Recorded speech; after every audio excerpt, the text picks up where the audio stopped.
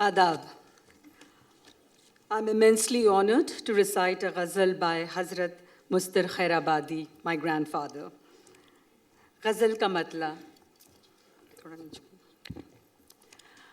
Asir पंजए अहदे शबाब करके मुझे, Asir पंजए अहदे शबाब करके मुझे, कहाँ गया मेरा बचपन ख़राब करके मुझे।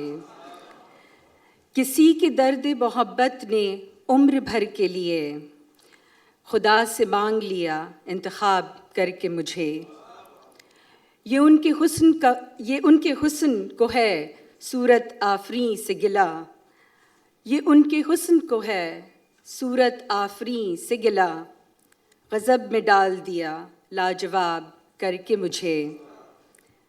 वो पास आने न पाए कि आई मौत की नींद, नसीब सो गए मसरूफ़ ख्वाब करके मुझे।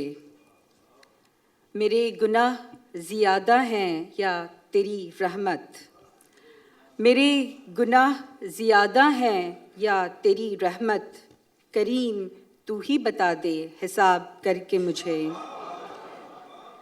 मैं उनके पर्दाए बेजा से मर गया मुस्तर, उन्होंने मार ही डाला हिजाब करके मुझे। असीर पंजए अहदे शबाब करके मुझे, कहाँ चला गया मेरा बचपन ख़राब करके मुझे। शुक्रिया।